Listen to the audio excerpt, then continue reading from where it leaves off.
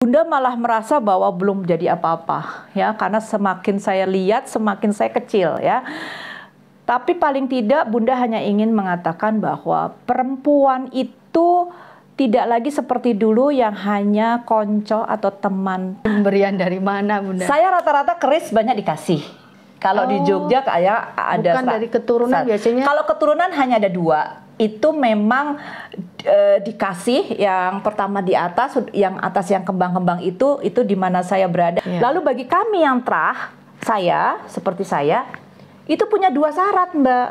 1, punya silsilah, turun temurun juga, pasti dari orang tua kita kan. Kedua, kita direkomendasi oleh raja.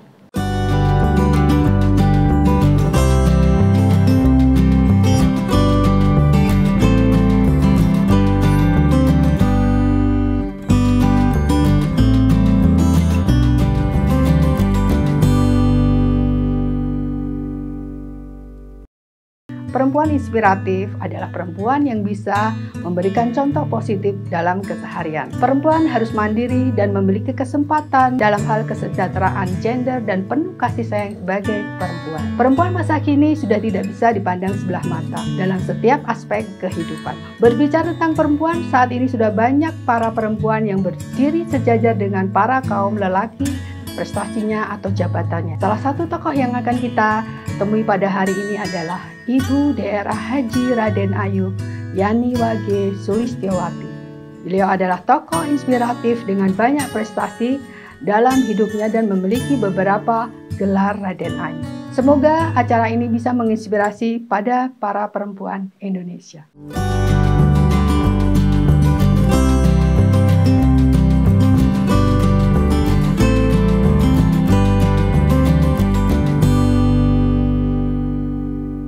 Assalamualaikum. Waalaikumsalam. Assalamualaikum. Selamat pagi, Matur nuwun, jeng Kensi sampai juga di rumah dinas sama-sama Bunda. Bunda, ini kita mau sedikit ngobrol sama Bunda. Ada waktunya, Bunda? Insya Allah. Iya, Bunda. Insya Allah. Ya, monggo mlebet. Bunda, hari ini Bunda sih di rumah aja, lagi nunggu suami sedang ada urusan. Rapin-rapin tanaman. Udah berapa hari nggak cantik sekali Bunda ini. Berapa hari nggak diopeni ya, karena kan Bunda nggak di sini ininya, jadi ada di mana, pokoknya ngikuti Mas Munib lah, suami ya. Tapi jadi seger ya Bunda suasananya. Monggo. Ya Bunda, permisi. Ya, yuk. Ya Bunda, hari ini kok cantik sekali. Ini motif apa ya Bunda? Batik dari mana? Aku ini alhamdulillah batik ini batik asli. Yang batik adalah Gusti Putri, permaisuri dari Paku Alam 10 Yogyakarta. Gitu. Ini jadi batik khusus gitu ya, batik Bunda? Khusus yang diinikan di Paku Alaman. Beliau senang sekali membatik, Gusti Putri permaisuri Paku Alam 10 yang juga adalah anggota dari Bunda ya di EDM-MKN. Iya. Oh ya Bunda, hari ini sepi sekali Bunda. Biasanya kesehariannya dengan siapa aja? Kalau Bunda di sini, Bunda di sini sendiri.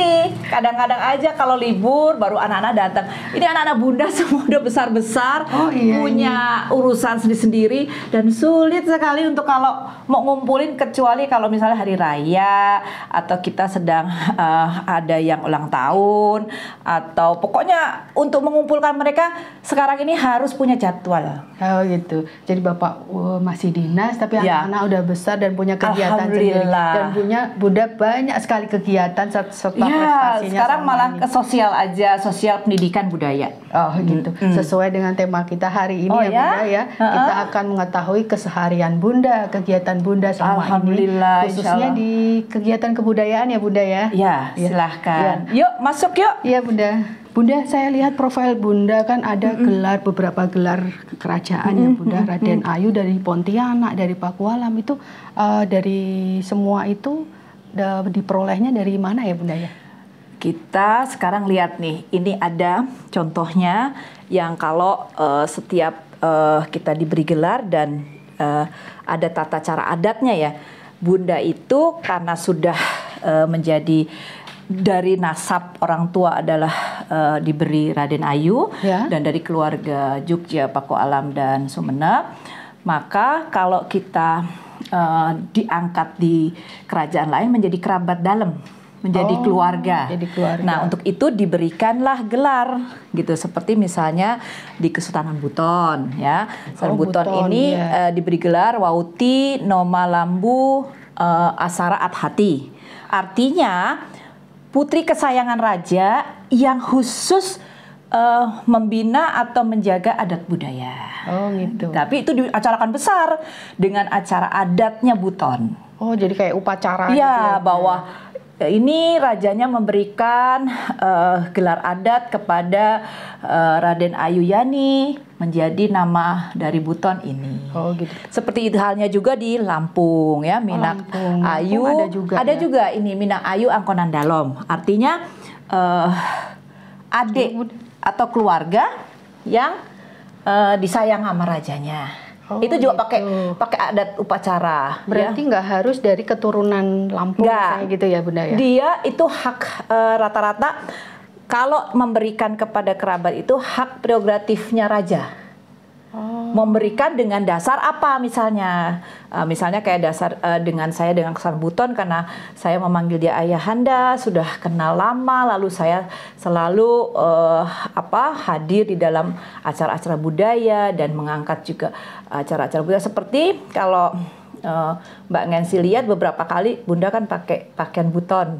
Oh iya. Ya, itu diberikan dulu oleh raja. Nah, saya memakai, begitu gitu. Mbak Kenzi. Gitu. Ya. Selama ini kegiatan Bunda, karena kita ya selama pandemi ini 2 tahun ini, sebelum sama pandemi, setelah pandemi itu apa aja Bunda kegiatannya? Ya. Aktif di mana Bunda gitu? Ya, waktu pandemi Bunda ini kan juga sebagai pembina di beberapa komunitas budaya, lalu di Majelis Adat Kerajaan Nusantara, kita dalam pandemi tidak diam saja, selalu membuat webinar tentang kesehatan, lalu webinar tentang budaya, webinar tentang pendidikan, dan alhamdulillah Bunda juga dengan DPP, Dewan Pimpinan Pusatnya itu kita terus berkarya dan melahirkan di tahun 2021 pada waktu itu masih PPKM, tetapi kami buat festival pertama. Oh, festival pertama. Festival Adat Kerajaan Nusantara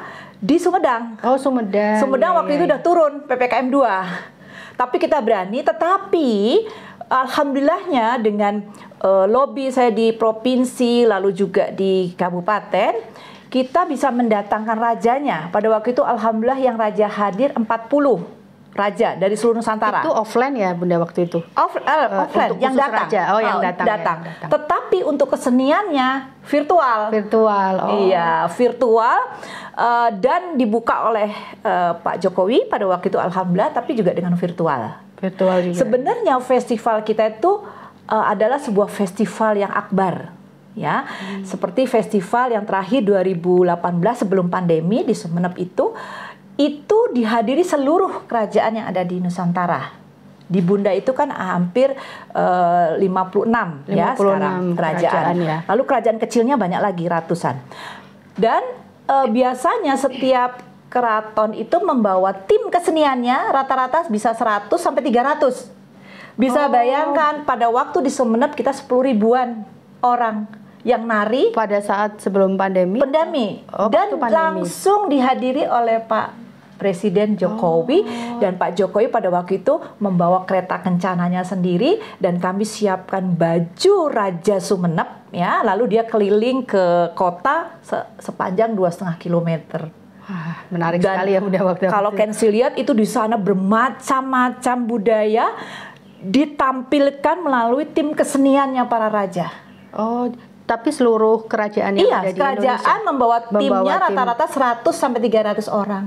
Bisa bayangin yang ikut pada waktu itu yang membawa itu hampir 25 kerajaan. 25 kerajaan. Pokoknya megah sekali, dan itu kita akan buat nanti tahun depan. Dan itu akan berlanjut terus setiap 2 tahun sekali. Oh, 2 tahun sekali ya, 2 tahun. Iya. Diadakan kemarin dulu 1 tahun sekali, tapi sekarang kita ini 2 tahun sekali karena ternyata ini kan anggarannya besar. Lalu dari tiap-tiap kerajaan harus ini. Berarti anggaran semua dari setiap kerajaan. Iya, kerajaan dibantu oleh Pemdanya masing-masing. Oh gitu. Iya. Bunda selain di Dewan Adat ini, Bunda berkegiatan di selain ini di mana aja, Bunda? Bunda selama ini selalu kalau yang ada secara strukturalnya Bunda di Sahabat Budaya Indonesia. Sahabat budaya juga ya, Bunda. Ya. Lalu kalau dulu sih saya banyak waktu masih di pengusaha di Kadin, di HIPMI ya.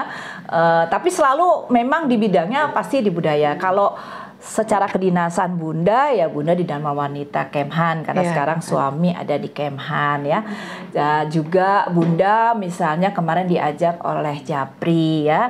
Dan saya senang sekali dalam hal ini kita bekerja samanya dalam bidang budaya, khususnya kalau Bunda itu budaya luhur kerajaan. Oh, khusus kerajaan. Kira-kira apa Bunda yang terpikirkan di Bunda untuk kegiatan-kegiatan di setiap komunitas itu yang akan dilaksanakan Bunda gitu, yang mungkin bisa khususnya untuk generasi muda ya Bunda ya sekarang ini. Kalau di Sahabat Budaya Indonesia, Bunda banyak bergerak di bidang seperti batik membatik. Oh, batik. Ya, batik membatik. Kita jadi lagi kerjasama. Bukan khusus yang udah profesional bukan batik gitu ya. Ya, batik jadi, kita ngajar. Seperti saya gitu bisa belajar bisa, gitu ya Bunda ya. Mengajar kepada anak-anak sekolah ya, komunitas ya. Lalu juga kita mengenalkan tentang museum-museum ya. Lalu juga kita mengenalkan tentang sejarah-sejarah kerajaan. Itu di Sahabat Budaya Indonesia yang sekarang kita lebih kepada mengenalkan kalau di Jakarta itu Kota Tua. Oh, Kota Tua. Kebetulan ketuanya sekarang dia di sana diangkat sebagai guide utama untuk mengenalkan Kota Tua. Nah, kalau tiap harinya kita mengadakan sekolah batik, baik kita bisa dipanggil atau ada di Bakamla setiap hari Kamis ya. Kita coba untuk mulai bahwa batik itu harus kita bisa, karena dulu kami waktu masih muda harus bisa batik dan bisa nari. Itu dua syarat, kalau enggak pasti kalau dulu tuh ditempak ininya kakinya sama ayah. Perempuan itu harus bisa batik kalau nari. Kan gitu kan. Nah, itu yang saya ini. Nah, kalau di Majelis Adat Kebudayaan ini, Majelis Adat Kerajaan ini luar biasa karena ini Nusantara, sifatnya bersifat nasional ya. Dan dari Sabang sampai Merauke, dari Miangas sampai Rote itu ada kerajaannya. Ada kerajaannya. Jadi di Indonesia ini banyak sekali kerajaan ya Bunda sebenarnya ya. Kerajaan yang paling banyak di dunia ya Indonesia, ya. Dan kerajaan-kerajaan di kita ini adalah kerajaan-kerajaan yang sampai saat ini masih memiliki secara strukturalnya, tapi bukan menjadi struktural seperti pemerintahan. Mereka sudah menjadi cagar budaya. Cagar budaya. Punya kewajiban untuk melestarikan adat, tradisi, budaya luhur kerajaan. Karena kita sebagai pewaris, saya sebagai terah kerajaan, kita ditinggali nih sama para leluhur seisi daripada keraton itu dan juga budayanya. Iya, jadi kita harus melestarikan. Iya, jadi dari Aceh, Sumatera Utara, Jambi, Riau, Bengkulu, Lampung, Palembang, terus sampai Rote itu ada kerajaannya. Oh ya, kalau untuk kerajaan itu kan sekarang banyak sekali kerajaan yang resmi dan tidak ya Bunda. Itu ada persyaratan tertentunya nggak Bunda yang? Gini, kerajaan-kerajaan kalau kita kenal pasti dalam sejarah, misalnya Kerajaan Sriwijaya, Kerajaan Tarumanegara, Mataraman, terus Galuh, Demak, itu memang dulu adalah itu leluhur kita semua. Tapi manakala itu sudah tidak ada karena waktunya adalah ratusan tahun lalu, maka berkembang menjadi kerajaan-kerajaan yang sampai 1945 bergabung dengan NKRI. Nah, sekarang masih ada dan berhimpun di Majelis Adat Kerajaan Nusantara. Kalau pusatnya ada 56 di tempat Bunda, ya. Tapi Tapi di wilayah itu setiap wilayah punya. Contohnya, insya Allah pada tanggal 17 Juli ini Bunda dengan Ketum akan melantik Dewan Pimpinan Wilayah Sulsel MAKN Sulawesi ya, dengan 51 kerajaan. 51 ya, jadi gini, Sumatera. Di setiap Sulsel, di setiap wilayah Sulsel itu ada namanya Telu Beco, kerajaan besar, yaitu Luwu, Bone, Goa. Nah, kerajaan ini soko gurunya dia ada kerajaan-kerajaan kecil ini adalah juga keluarga dari Luwu, Goa, dan yang namanya Bone. Nah, di bawah inilah yang ada 46 kerajaan itu. Itu di setiap jadi satu gitu ya, Bunda? Karena dulu kan kayak kita sekarang misalnya provinsi, ada kabupaten-kabupatennya, ada kecamatannya, ada kelurahannya. Kerajaan dulu juga gitu. Ada yang di pusatnya, ada di wilayahnya, ada di sebar setiap mana. Iya, jadi di Selayar ada, di Janeponto ada, pokoknya setiap wilayah di mana, di Bulukumba ada juga, pokoknya di Sulawesi Selatan tuh ada kerajaannya. Oh gitu ya. Dan masih ada rumah rajanya, rumah adatnya. Dan peninggalan sejarahnya mereka gitu. Dan di MAKN ini yang berdiri pada tanggal 7 Agustus 2019 dan sudah berbadan hukum, kami sangat memfilter keberadaan daripada kerajaan. Karena apa? Kalau kita organisasi iya, perhimpunan iya, tetapi menggunakan nama kerajaan. Majelis Adat Kerajaan Nusantara harus kerajaan. Di dalamnya juga orang-orang yang ada terah kerajaan, pewaris kerajaan. Tapi kalau misalnya forum budaya kayak saya, sahabat budaya Indonesia, itu universal. Siapapun yang menyenangi budaya boleh ikut ya. Tapi kerajaan punya 5, kalau di MAKN ada 5 syarat, Mbak. Syarat itu ya. Syaratnya itu harus punya harus kerajaan, misalnya istana gitu ya. Jadi 5 syarat itu harus adanya istana atau keraton yang silsilahnya turun temurun dan ditinggalin oleh raja tersebut. Boleh ditinggalin, boleh tidak. Pertama itu dulu ya. Karena ada juga orang yang buat istana-istanaan bukan turun temurun. Iya. Rumah Bunda aja ada gebyoknya aja disangka istana gitu ibaratnya. Ya nggak bisa. Istana itu harus turun temurun dan beberapa tahun sebelumnya ada itu dokumentasinya, dokumen secara adat. Lalu kedua, ada raja yang ditabalkan atau ditahtakan atau dikukuhkan oleh lembaga adat kerajaan atau kesultanan. Berarti ada dokumentasinya ya? Iya, harus. Dan dia juga turun temurun silsilahnya atau sesuai pakemnya. Ada loh daerah yang tidak turun-temurun. Nah, untuk mengetahui dokumentasi itu legal atau enggak dari mana? Ya kita harus datang. Harus kan cari tahu ya dokumentasi yang dipalsukan. Kan gampang ya sekarang mau buat gitu ya. Kita harus datang, lalu kita coba inikan ke manufakturnya arkeolog, sejarah. Nah, dari situ baru ketahuan ini betul atau tidak. Kan begitu ya. Lalu yang ketiga, dan yang penting lagi, raja itu dikenal sama masyarakatnya. Iya, tiba-tiba ada raja yang muncul kan ya. Sekarang banyak. Kalau raja ngaku misalnya, saya ratu di Jakarta, terus pakai baju kayak gimana, orang mungkin percaya. Tapi begitu sampai Madura, kowe duduk ratu gitu kan. Kowe cuman ini. Nah, sama juga raja gitu loh. Nah, itu harus penting dikenal. Lalu yang ketiga, adanya lambang. Setiap kerajaan tuh punya lambang. Iya, lambang yang. Lalu kedua, bendera. Lalu juga dia punya budaya-budaya luhur. Yang budaya itu dikaitkan dengan peninggalan seperti dengan kesenian gitu. Terus pokoknya lambang, bendera, terus situs makam-makam. Keempat itu kita harus dikasih tahu lagi makam-makam raja-raja sebelumnya. Seperti kalau di Semenep kami punya Asta Tinggi. Asta Tinggi itu makam tempat para raja-raja.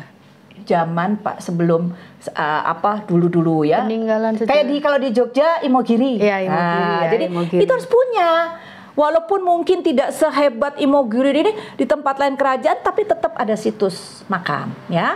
Lalu yang kelima yang paling penting adalah ada masyarakat adatnya.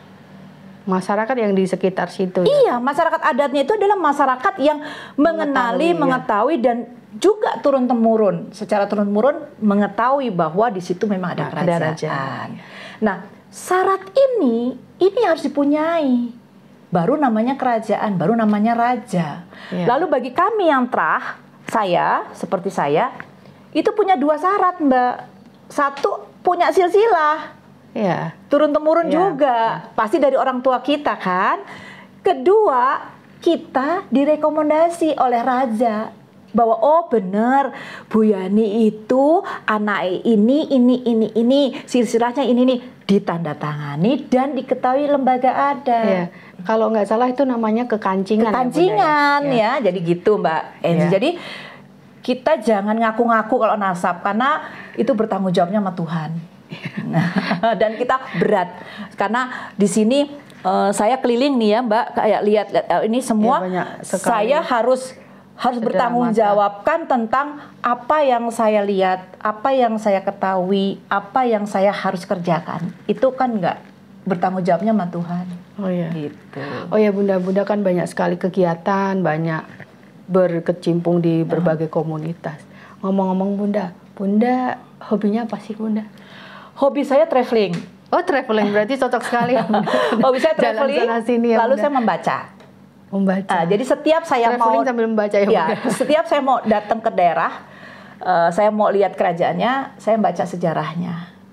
Lalu setelah baca sejarahnya, terus kadang-kadang saya berhalusinasi gitu loh, maksudnya supaya pada saat nanti saya udah ke sana, saya mau lihat ini gitu. Jadi ini sekali gitu loh. Selain traveling apa Bunda? Pasti Bunda juga sebagai berumah tangga suka memasak ya Bunda ya? Nah ini kekurangan saya memasak. Masaknya Bunda paling masak-masaknya gampang-gampang. Karena suami Bunda alhamdulillah suami saya nggak angel ya makan ya. Lalu anak-anak saya dulu juga yang penting ada susu dulu ya. Jadi nggak angel. Pokoknya apa yang gampang-gampang. Iya. Bunda, saya lihat beberapa ini ada cendera mata dari sekian yang dikunjungi Bunda ya. Terus ada ini Bunda yang di belakang Bunda ada keris. Ini kerisnya kalau kata orang bilang ada isinya atau dari mana, pemberian dari mana Bunda? Saya rata-rata keris banyak dikasih. Kalau di Jogja kayak ada bukan dari keturunan biasanya. Kalau keturunan hanya ada 2. Itu memang dikasih yang pertama di atas, yang kembang-kembang itu di mana saya berada harus ada karena itu di situ kerisnya itu ininya udah saya ganti ya pakai kembang-kembang itu ya. Tapi dalamnya itu harus ada, saya bawa dimanapun saya berada. Misalnya rumah yang ini di Jakarta ya udah di sini. Itu berarti kerisnya ada ininya ngangkang jagat. Ngangkang jagat itu memangku jagat. Akhirnya saya bisa, karena saya diberikan amanah dari keluarga untuk juga menjaga adat tradisi budaya baik Sumeneb dan lain-lain. Karena saya membahasakan diri saya, Mbak Kensi, saya adalah abdinya para raja.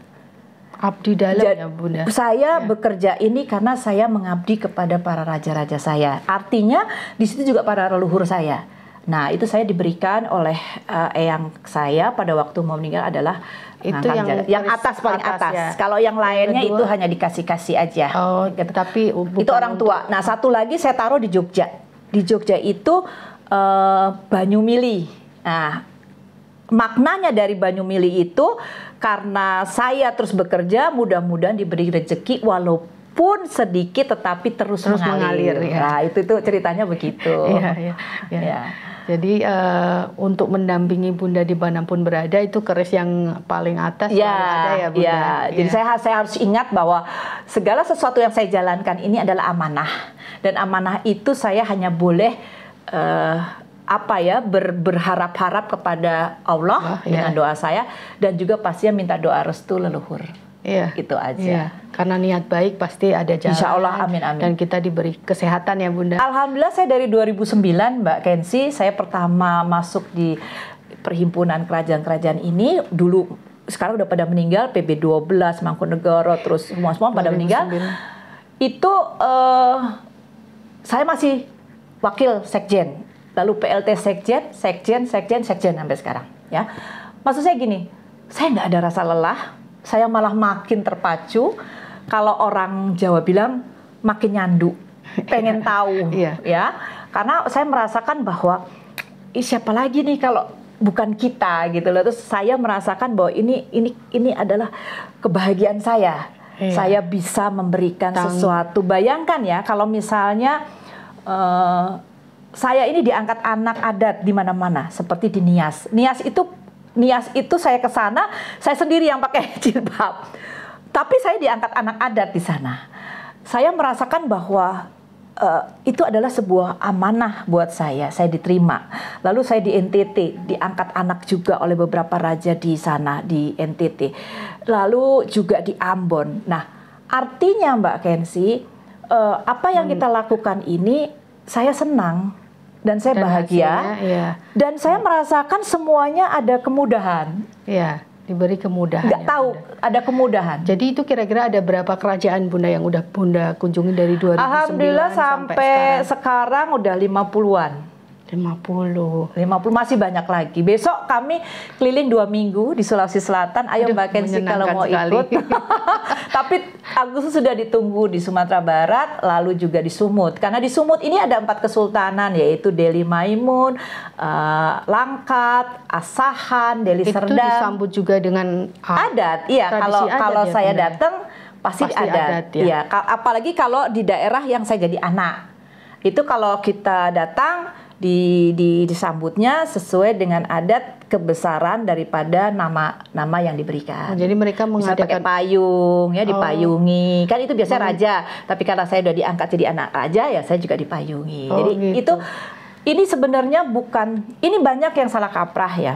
Kadang-kadang maaf, saya lagi mencoba ke para milenial. Sekarang saya juga lagi mencoba untuk di MAKN ini berjuang untuk bagaimana caranya kebudayaan luhur kerajaan ini dikenal oleh para milenial, dan juga saya ingin membuat semacam digitalisasi kerajaan, sejarah kerajaan. Pokoknya di otak saya tuh semuanya pengen bahwa kalau saya nanti tiada, tetap ini akan berlangsung gitu ya. Berarti harus diturunkan ya. Iya, Bunda gitu harus punya regenerasi gitu ya. Makanya, nah itu yang saya merasakan bahwa ini kerja besar.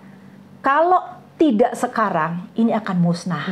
Betul. Dan bayangkan kalau suatu negara tidak dalam menghargai budayanya, pasti hancur. Tapi kalau kita lihat kayak seperti, China itu sangat luar biasa menghargai budayanya. Lalu Jepang, Korea, mereka sangat ini. Dan kita tidak kalah. Padahal kerajaan di Indonesia dan itu begitu banyaknya dan beraneka ragam. Dan sangat luhur, adiluhung. Sangat luhur, adiluhung. Dan banyak sebuah filosofi hidup yang saya rasakan dari daerah. Dari pakaiannya aja banyak filosofi ya. Dari ujung rambut sampai ujung kaki. Belum istananya, peninggalannya. Ya. Pokoknya kalau ngomongin budaya luhur kerajaan nggak cukup lah dengan cuman berjam-jam tuh. Pokoknya itu harus mudah-mudahan Mbak Kensi salah satu yang nanti akan menularkan itu kepada para milenial ya. Bunda, gitu. Nah, kalau Bunda sendiri harapan dan pesan untuk milenial generasi muda ini yang berkaitan dengan kegiatan Bunda apa Bunda? Pertama saya menginginkan dimulai dengan cinta. Karena segala sesuatu itu kalau kita ada cinta, insya Allah akan cepat. Menyayangi ya. Menyayangi. Cinta kepada apa? Pertama kali kita harus mencintai pada apa yang dari ibu kita dulu lah menurunkan. Karena itu adalah sokok guru budaya. Ya, seperti misalnya sekarang saya suka sekali sudah mulai senang dengan batik. Batik tidak lagi dianggap sebagai pakaian hanya ke pesta, ya. Sekarang sudah bisa dalam kehidupan sehari-hari, dan itu ini milenial. Lalu kedua yang paling penting adalah juga mereka melihat kalau ke daerah, cobalah mampir ke museum dan juga ke kerajaan. ya. Dan ini yang sebenarnya saya ingin coba juga merapatkan barisan kepada negara, pemerintah, bahwa jangan sampai ada kesan kalau ke kerajaan itu, maaf, serem tempatnya, banyak mistisnya, spiritual, bla bla bla. Saya katakan bahwa ini harus kita bersama-sama untuk membuat, karena milenial dari TK, SD, SMP, SMA dulu zaman saya, itu kita udah dikenalkan namanya kesenian, nari bondan, ya, nari terus naik. Nah, ini harus masuk ke dalam kurikulum. Kembali ke kurikulum SD, SMP, ya. Lalu untuk milenialnya, karena sekarang zamannya global dan IT, saya ingin seperti kalau dari Korea itu kita bisa buat semacam cerita-cerita sejarah yang dibuat dengan bahasanya anak milenial. Berarti kayak situ akun ya? Iya, gitu loh. Pokok saya lagi, maaf, Bunda orangnya tiap hari tidak mau tidak pasif ya. Saya ini sebagai sekjen, karena saya tahu bahwa organisasi itu yang harus bergerak dan kreatif adalah sekjen, karena sekjen sebagai leher. Tapi dia bukan kebijakan, tapi dia adalah seorang operasional, ya. Ketua adalah seorang kebijakan, ya. Dia penanya. Jadi saya selalu mutar otak bagaimana ini. Nah, saya lagi membuat audiensi dengan Pak Erik BUMN dan saya mau minta CSR-nya. Saya hanya buat 2 permintaannya. 1, literasi sejarah. Saya minta CSR-nya itu adalah untuk literasi sejarah, pembiayaan. Kedua, digitalisasi sejarah. Ya, betul sekali. Karena ini penting sekali. Saya ingin punya seperti, misal diklik, kita dengan langsung 3G ini sudah bisa masuk ke Sumeneb, lihat ini. Jadi dunia luar tuh bisa tahu gitu loh. Tapi kan itu perlu biaya. Nah, saya minta ke CSR-nya ke BUMN. Jadi saya itu yang begitu yang saya kerjakan. Jadi isi di dalam akun atau aplikasi itu semua ada di Indonesia, ya? Bisa diklik, bisa di ini semua, dan kita tahu sejarahnya, dan budaya yang udah punah bisa diangkat lagi karena banyak sekali budaya yang udah punah. Karena setahu saya di setiap daerah pun ada ya, untuk masuk situsnya. Hanya kalau yang tempat Bunda mungkin kerajaan akan belum dijadikan satu dalam satu aplikasi yang bisa mengetahui kerajaan ini, gitu ya. Dan MAKN kekurangannya 1, dan kita Bunda lagi menyetop orang luar yang mau sama saya bekerja sama. Seperti fotografi internasional, dia akan bikin buku secara internasional tentang The King and Queen and Family and Palace. Karena di dunia, di store buku semua tidak ada, dunia tidak bisa mengetahui sebetulnya kerajaan-kerajaan di dunia. Akhirnya mereka foto selama 2 tahun, kebetulan dia orang miliuner, dia pakai pesawat sendiri, jalan semua, saya berikan, saya teleponin semua, dan saya juga kadang-kadang ikut. Ini akan di-launching, katanya setelah Agustusan akan di-launching. Tapi dia udah punya agreement dengan kami hanya menghibahkan dia foto. Tapi lama-lama saya didatengin juga dari Vietnam, Burma, Bunda kami ingin buat buku tentang wastranya keraton. Terus ada yang mau bikin pusaka, kuliner, saya stop. Saya bilang gini, orang Indonesia enggak ada ya yang minta, kenapa orang luar gitu loh. Nah itu Bunda. Nah, itu yang saya sekarang lagi sampaikan kepada para raja, bahwa kita harus buat tim ekonomi keraton. Kita harus buat yang namanya bagaimana kerajaan-kerajaan ini bisa memberikan sebuah atmosfer devisa kepada negara. Salah satunya dengan tadi, ya kita harus dekat dengan para digitalisasi, IT atau apa. Nah, MAKN membuka sangat, Mbak Kensi, ayo para muda bantu kami, saya menyiapkan apa yang diperlukan. Ya. Dari Bunda. Iya silahkan. Nah, ayo kita sama-sama, betul. Harus bergandengan tangan dengan generasi muda, karena dengan adanya kegiatan Bunda ini, otomatis generasi muda pun juga akan ikut serta. Dan ini belum ada yang menggarap. Belum ada. Nah, satu ulasan kerajaan saja itu mungkin nggak akan habis-habisnya. Karena di situ ada sejarahnya, ada ceritanya, ada wastranya, ada kulinernya, ada pusakanya. bla bla bla. Setiap daerah harus Setiap punya kerajaan. perwakilan ya, Enggak, Bunda? maksud setiap kerajaan. Oh, kerajaan. Bisa bayangkan kalau saya mengimpikan ya, maaf Mbak Kensi, saya mengimpikan ada sebuah mungkin bisa di konten-konten seperti ini, Tour de Keraton. Wow. Itu kalau itu lebih daripada Avengers gitu loh. Kalau zaman dulu waktu saya SD atau SMP kita sering ada tur budaya ya, tur wisata lah, kemana. Tapi ini Tour de Keraton. Ya, khusus untuk kerajaan-kerajaan. Sekarang saya mau tanya Mbak Kensi, kemarin saya ajak ke Sumedang, bisa makan siang bersama Raja Permaisuri, bisa lihat ini. Bayangkan kalau saya ajak lagi, bisa lenggahan, lalu bisa tahu bagaimana permaisuri membatik, bagaimana ikut pakai kemben, bagaimana ikut dodok, bisa itu kan amazing buat masyarakat umum. Karena gini Bunda, sejarahnya zaman saya waktu kecil ya, di setiap kerajaan itu kadang kamu nggak boleh begini ya, kalau ketemu raja kamu harus begini. Tapi ketika kemarin ke Sumedang, kita tuh rajanya benar-benar udah generasi muda banget. Ya karena gitu, kita harus menyesuaikan kan, jadi. Kan, contohnya misalnya di kerajaan misalnya Jogja atau Solo, kan kita harus mundur harus gimana. Tapi kemarin di Sumedang pun kerajanya merangkul kita ya Bunda, sampai kita mau foto aja dipersilahkan dengan beliau dengan anaknya. Nah itu yang kadang generasi muda itu masih takut nanti banyak tata keramanya, larangannya gitu kan Bunda. Kalau pakem-pakem sopan santunnya iya tetap ya, tetapi saya merasakan bahwa apa yang saya sekarang ini kan dengan raja-raja, mereka sudah mulai membuka diri, karena yang sekarang kan generasi yang sudah lebih muda ya, kecuali kok generasi yang masih sepuhan ya. Tetapi pada prinsipnya kita jangan dianggap feodal lagi.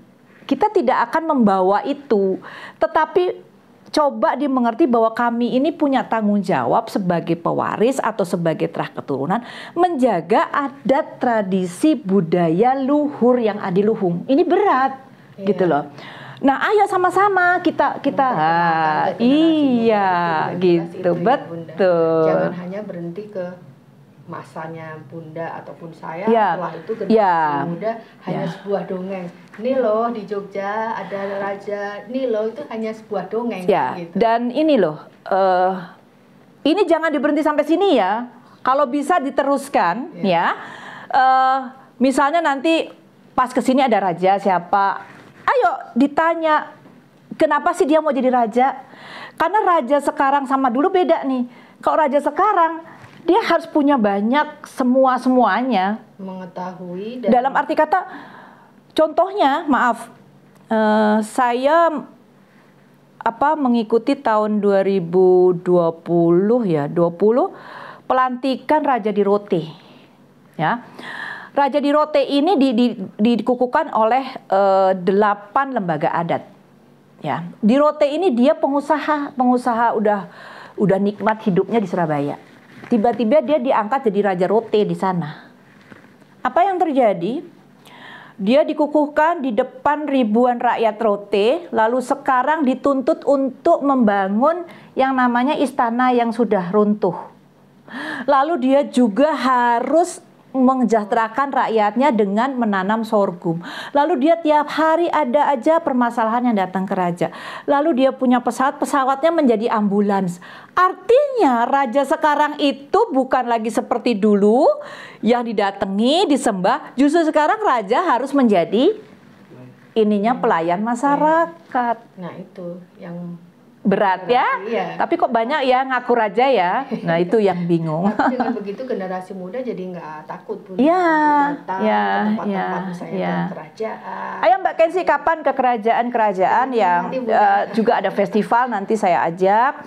Lalu juga ada seminar tentang budaya, tentang bedah kesejarahan ya. Pasti generasi muda di luar sana pasti senang sekali dan tertarik insya Allah program ini karena kita lebih mengenal kerajaan istana yang ada di Indonesia. Amin. Ya.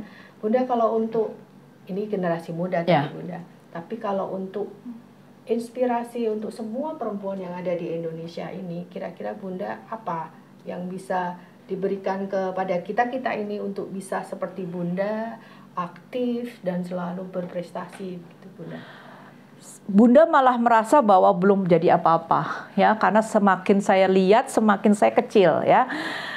Tapi paling tidak Bunda hanya ingin mengatakan bahwa perempuan itu tidak lagi seperti dulu yang hanya konco atau teman di konco wingking atau pokoknya hal-hal yang hanya menemani.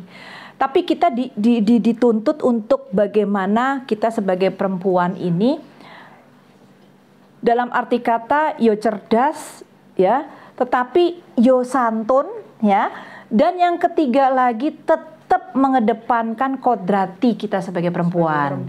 Ya. Lalu yang ketiga adalah bahwa kita dituntut untuk kita lihat ibu-ibu kita dulu ya.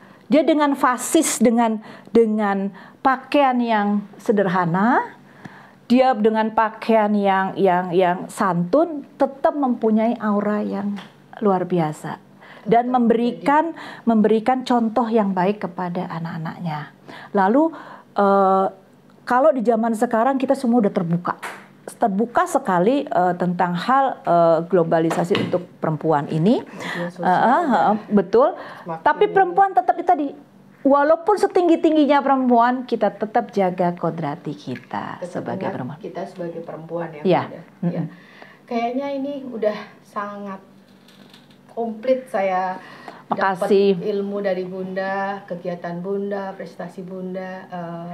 Saatnya saya minta izin Bunda, terima kasih banyak udah memberi kami inspirasi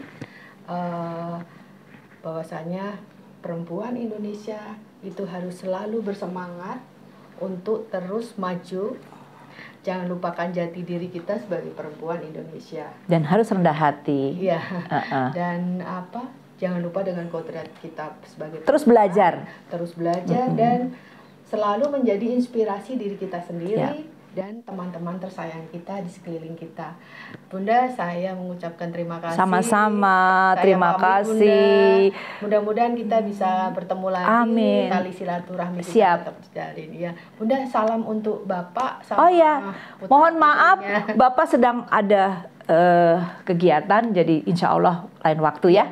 Okay. Bunda, saya pamit dan terima kasih banyak Bunda. Assalamualaikum warahmatullahi wabarakatuh. Waalaikumsalam.